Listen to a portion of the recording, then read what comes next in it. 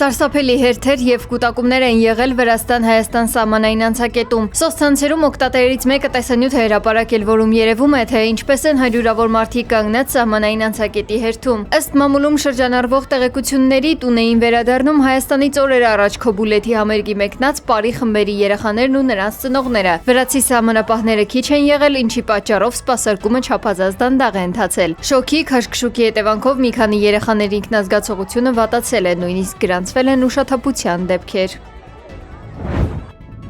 Իսրայելի կառավարությունը հայտնվել է հակասական տեղեկատվության կիզակետում հայոց ցեղասպանության ճանաչման վերաբերյալ, թեև ավելի վաղ հաղորդվում էր, որ Իսրայելի կառավարությունը միաձայն հավանություն է տվել արտաքին գործերի նախարար Գիդեոն Սաարի առաջարկին եւ պաշտոնապես ճանաչել է հայոց ցեղասպանությունը, Jerusalem News Syndicate-ը վկայակոչելով իսրայելցի պաշտոնյայի հայտնել է, որ խորհրդարանական քվեարկությունը կասեցվել է։ Իսրայելի խորհրդարանը ամառային արձակուրդի է գնացել եւ դիստեր չի գումարելու մինչեւ հոկտեմբերի 27-ին սպասվող համապետական ընտրությունները։ Արտգործնախարարի գրասենյակը առայժմ զերծ է մնում մեկնաբանություններից։ Թուրքիայի արտաքին գործերի նախարարությունը կտրուկ էր արձագանքել Իսրայելի կառավարության ցեղասպանության ճանաչման մասին լուրերին։ Թուրքական կողմը հայտարարել էր, որ Իսրայելը, որը ներկայումս ՄԱԿ-ի արդարադատության միջազգային դատարանում մեղադրվում է Գազայի հատվածում պաղեստինցիների նկատմամբ ցեղասպանություն իրականացնելու համար, փորձում է սեփական հանցագործությունները քողարկել։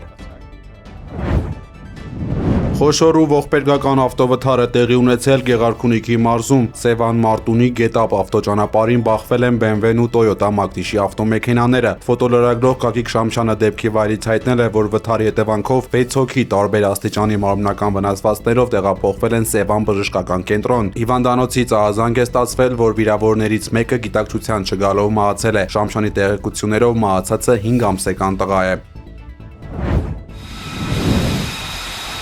Իրանում գտնվող օբյեկտների վրա երրորդ անընդմեջ գիշերային հարձակումն այս անգամ տևել է շուրջ 5 ժամ։ Երկու պայթյուն է որոտացել Պարսից ծոցում։ Իրանի բանակը հարվածներ է հասցրել տարածաշրջաններում ամերիկյան թիրախներին։ Իրանական լրատվամիջոցների հաղորդմամբ կամիկաձե անօդաչու թռչող սարքերի օգնությամբ հարվածներ են հասցվել Քուվեյթում ամերիկյան ռազմական կապի համակարգերին, վառելիքի պահեստներին, Պատրիոտ հակաօդային պաշտպանության համակարգին, դիսպեչերական աշտարակին։ Պատասխան հարվածներ է հասցվել նաև Բահրեյնում ամերիկյան ռազմաբազային։ Հարվածի թիրախում եղել են զինապահեստներ, արբանյակային կապի կենտրոն եւ այն շենքը, որտեղ բնակվում էին ամերիկյան զինվորականները։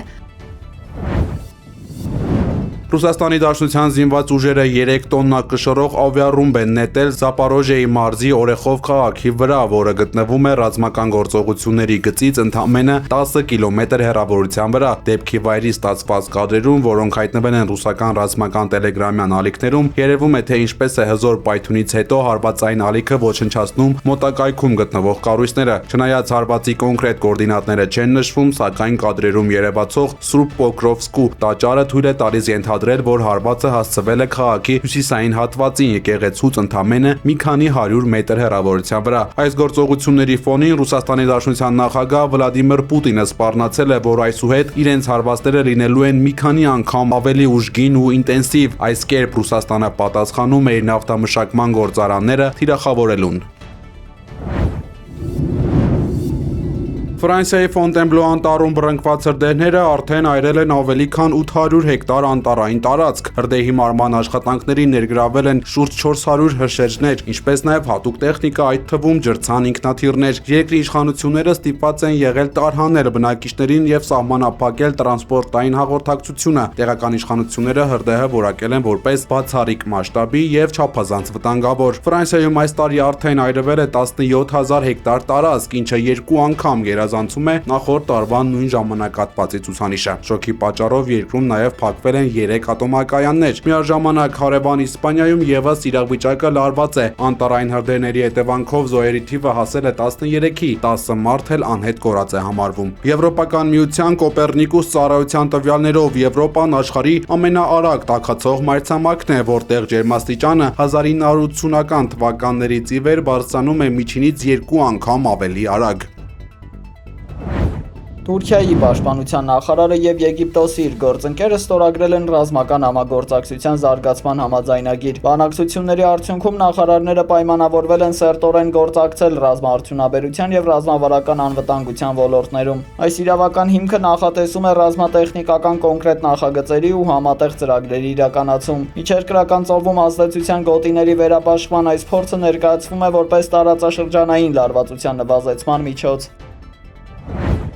Իսրայելի խորհրդարանը հոկտեմբերի 27-ը պաշտոնապես հայտարարել է համապետական ընտրությունների օր։ Այս քվեարկությունը դարձել է վարչապետ Բենյամին Նեթանյահուի իշխանության պահպանման վճռորոշ փորձը։ Գործող առաջնորդը մեղադրվում է անվտանգային համակարգի փլուզման, կոռուպցիայի եւ Գազայում ձախողված պատերազմի համար։ Նրա գլխավոր մրցակից Գադի Այզենկոտն արդեն առաջ է անցել վարկանիշային աղյուսակներում, օգտվելով հանրային խորը հիասթափությունից։ Իշխանությունն այժմ շտապում է ընդունել դատական եւ զինվորական ծառայության վերաբերյալ վիճահարույց օրենքներ սեփական կողմնակիցներին համախմբելու նպատակով։ Փորձագետները կանխատեսում են Իսրայելի պատմության ամենալարված եւ ճակատագրական ընտրարշավը։ Եմենի Անսարալա շարժումը հայտարարել է Սաուդյան Արաբիայի հետ հրադադարի ռեժիմի ավարտի մասին։ Որպես հիմնավորում հութիները նշում են Սանայի միջազգային օդանավակայանին հասցված հարվածը, դրանում մեղադրելով պաշտոնական Էլ-Ռիադին։ Միևնույն ժամանակ Եմենի պաշտպանության նախարարությունը պնդել է, թե հարձակումն իրականացրել են երկրի զինված ուժերը իրանական օդանավի վայրէջքը կանխելու նպատակով։ Մինչ գործողությունը զինվորականները քաղաքացիներին հորդորել են շտապ տարհանվել տարածքից, սեփական քայլերը որակելով որպես պետական ինքնիշխանության պաշտպանություն։